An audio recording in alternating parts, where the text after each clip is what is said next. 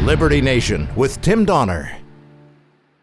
You need only to have paid attention for the excruciating, exhausting, emotionally draining 24 hours of Wednesday, November 20th, 2019, to understand all you really need to know about today's Democratic Party.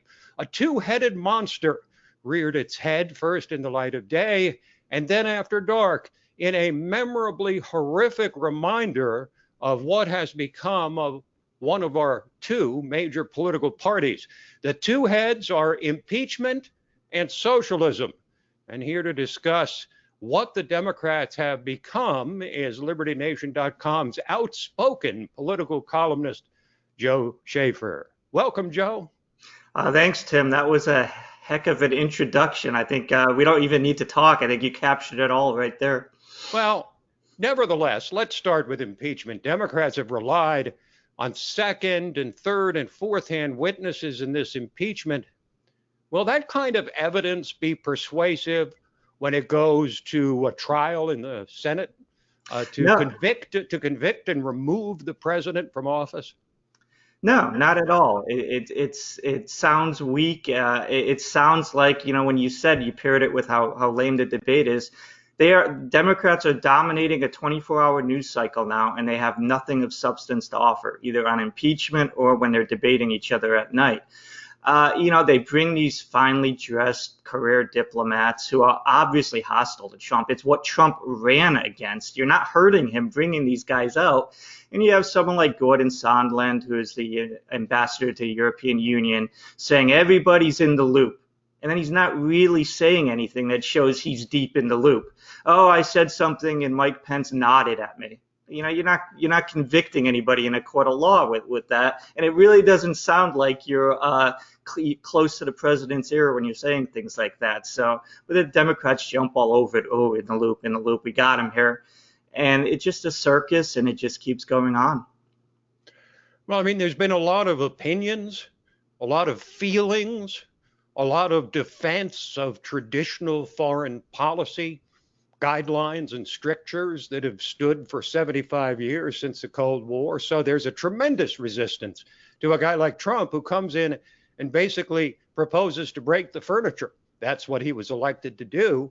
But now he sees just how difficult a job it really is. Now, here's something I don't understand, Joe, that no one seems to be talking about.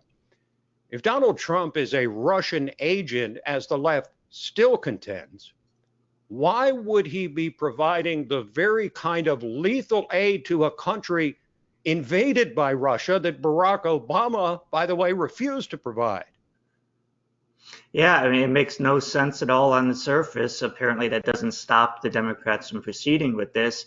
If you want to try to orchestrate a coup against the president, you got to go with some corrupt people, and the corruption is in Ukraine nowadays. And I'm talking about U.S. corruption, people who have a vested financial interest in propping up the Cold War, which ended almost 30 years ago. Hunter Biden making all his money there. They don't want that investigated. And so, you get these people who, frankly, to me, are a bit unsavory. I don't care what uniform they show up in for their congressional testimony. They look shady to me. And, those are the people who are in Ukraine now. It's just a big financial windfall for people who do not have the interests of the American people at heart. So let's see if I can follow this. All the star witnesses that the Democrats brought forward went on to imply in one form or another that there was an improper transaction between Trump and Zelensky. So let's move on to the debate on Wednesday night. Did you find it curious how the Democrats' presidential candidates didn't spend a whole lot of time discussing impeachment, which should have been almost the only topic of discussion if it's really as important as Nancy Pelosi and Adam Schiff say it is?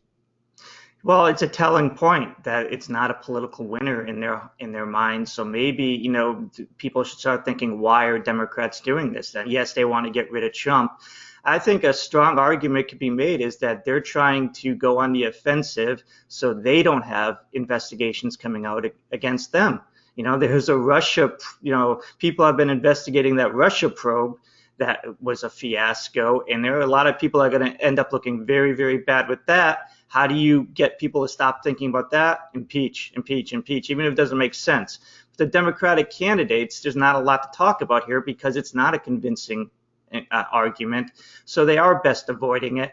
I found it very interesting last night how conventional on foreign policy so many of the Democrats were. And Tulsi Gabbard brought that up again. And boy, they really don't like her. And the only reason they don't like her is she's not a neocon.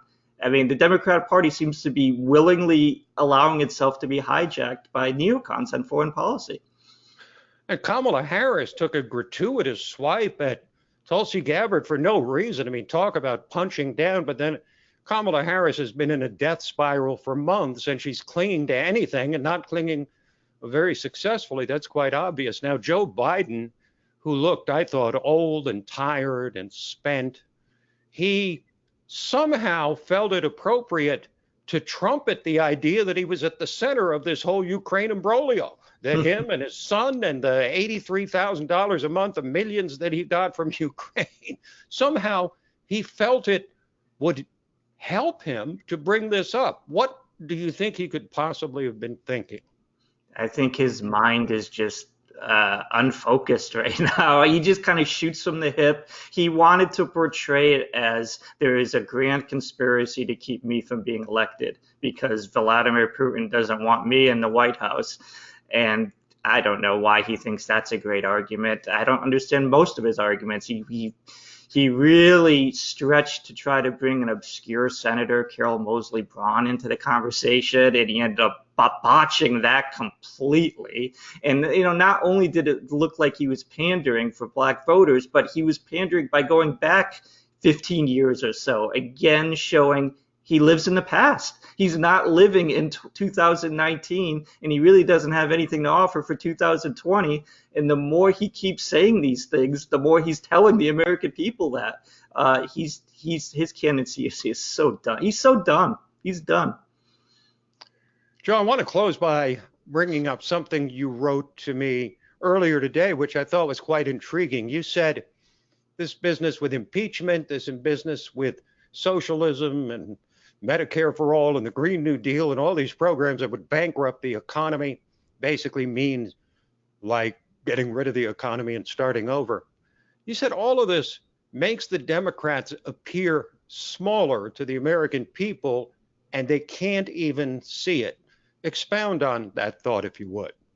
Well, I was talking about their far-fetched policies, but really the two-headed monster that you talked about with impeachment and then the boring debate where they just keep saying all the things they've been saying all along, and they're not really offering the American people anything new and exciting. The more you talk about nothing, the more, it's going to diminish you in the eyes of the people. And this is what they're doing with these, with the impeachment. The longer it goes on and the more they hype it up and then it becomes a big nothing burger, that diminishes you. And when you go on a debate stage and you argue about the same things you've been arguing about for 7 months now, I mean, they have to start casting votes. They have to cast some votes and get some people out of this race. And yet we have 2 more people in the race now, but Bloomberg's not official, but he is all but official. And all of that makes them look small. All of that makes them look small. They need to either say something decisive, challenge the ruling progressive party orthodoxy, vote or something, but don't just keep regurgitating this meaningless garbage that you've been talking about for 7 months. Let's move on to some substance. Then again, on the other hand, Joe, when Tulsi Gabbard tried to do that, where did it get her? On that note, Joe, thanks for joining us. We'll see you again next time. Thank you.